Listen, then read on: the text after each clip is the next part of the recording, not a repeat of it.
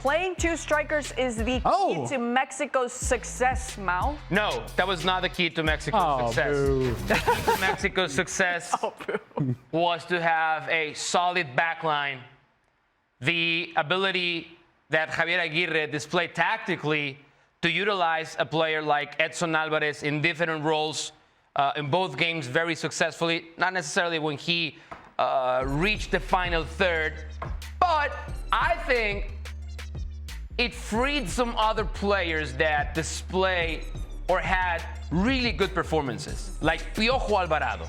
Without playing those two number 9s, maybe he doesn't show his good ability as he did in the game against Panama. Piojo Alvarado played more of a defensive role against Canada.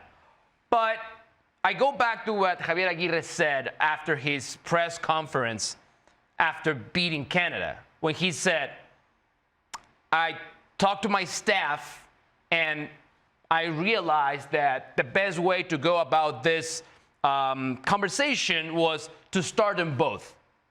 Now, the first consequence of that is, how do I then structure the rest of the team? And he said something that is very Javier Aguirre-like, where he said, well, you know what? Let's just go 4-4-2, and God bless us. That is exactly what he said. But that means that finally he understood that playing both number 9s would create a structure around them that would facilitate this team to play to Javier Aguirre's strengths, which is good structure, solid defensive line, defend first. They were very lucky to find goals first game in the 45th second, the second game inside 10 minutes of the game. So that helped. I don't think that was the key to success, but maybe Javier Aguirre realized that from here on till the start of the World Cup, this is the way he's going to go. Not necessarily with both Jimenez, but with two strikers up front. Jimenez. The hee-hee. The hee-hee. The hee-hees. That's a really good one. Kirk, what do you think? About that? Or no, it's not the key to 9s. I don't think we're going to be seeing that going forward, especially against stiffer opposition. You can't. If you saw against Canada, they weren't the better team against Canada, even though they won. That's Raúl Jiménez's individual brilliance. Raúl Jiménez sniffing out a play, finishing off in the first minute, and then a ridiculous free kick from Raúl Jiménez to win that game. But Canada had its chances. Canada arguably should have been awarded a penalty kick. This game could have gone the other way. This right here, grotesque goalkeeping error by Mosquera here. I don't know what's going on. Raúl Jiménez again sniffing it out, gets his goal, and then they went quiet. It's a situation where, Santi has his chance here, but Panama takes control. And Panama is the aggressor. Panama has the possession. Panama's stringing the ball along, and you're like, what happened to Mexico?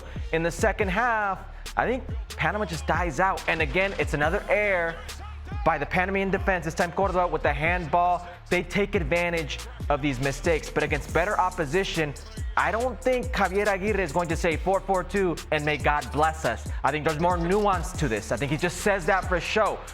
What I saw versus Canada, Eric Lira in the midfield and the two in front of him with Jimenez on two Jimenez up top, trying to occupy the center backs because they know they would be 1v1. I think that's tactical. He's saying we're going to take our chances, we're going to press them, we're going to make them feel uncomfortable.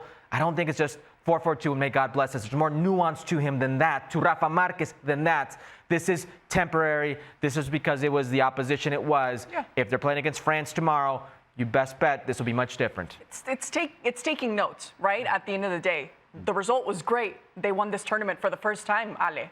Is this the key to success? Are you seeing that too, or nah? Well, her kept saying, depending on the opposition. Well, this is the opposition that you have in front of you. And up until the World Cup comes around, this is the level of opposition that you're going to be playing.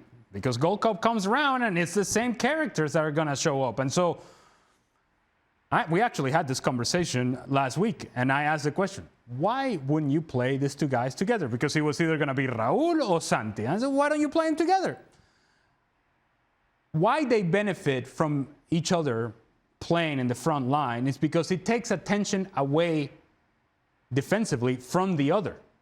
It allows Santi Gimenez to have some some freedom in playing off of Raúl Jiménez, and the same from Raúl Jiménez. When you play with one, you're the one who's supposed to hold the ball up. You're supposed to be the one that runs in behind. You're supposed to be the one that draws foul. You're supposed to be the one that gets inside the 18-yard box. You're supposed to be the one that taps in the chances, and the one that scores the goals, and the ones that celebrates and kiss the ladies at the end. Like, you're supposed to do everything.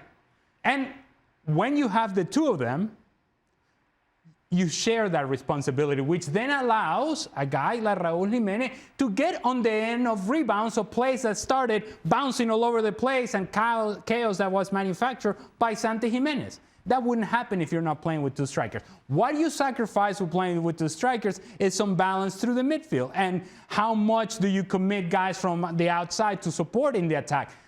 That's a chance that you can take against the opposition that they played against in this competition. But that is the majority of the opposition for Mexico. And so from here on out, I actually think that they'll play with two strikers so long as they're not playing against France, or they're not playing against Argentina, or they're not playing against this, that, and the other. When it comes to Gold Cup, when it comes to this opposition, I see Mexico playing with two strikers, and why not? Yeah, and the other thing is, even if you play the Argentinas, Spain's, Germany's of the world, if you play that formation, what's your second best option? If you're not going to play like that, what are you going to do? Are you going to set Santi Gimenez and start Orbelín Pineda to play a 4-2-3-1 and maybe have more bodies in the midfield? That's not necessarily Javier Aguirre's style of play. We know exactly what he wants. We know exactly what he is. And if he realized that this is the best way to have that solid structure in the back, he's going to stick to that.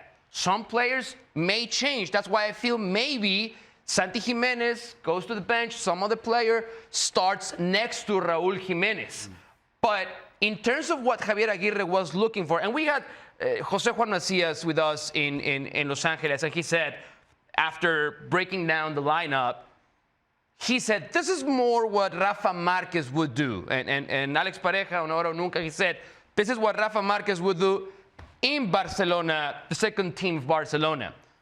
It's a combination. There's a reason why Rafa Marquez is Javier Aguirre's 100%. assistant. But in the end, to his core, this is exactly what Javier Aguirre wants from his team. So that's why I feel, regardless of the opponent, this system is here to stay. Yeah. If this is the version of Raúl Jiménez that you're going to get, with playing with a second striker, you play with a second striker. Oh, here's the question. Is that second striker Santi Gimenez? Well, That's what I said. Exactly. Maybe it's Different not conversation. Santi. Yeah, exactly. Okay. Hey, see, you're producing the show. We need stuff to talk later. We still have 14 months before the World Cup. I mean, it goes back to your best ability is your availability, which Henry Martin at the moment not available, out for at least 2 weeks.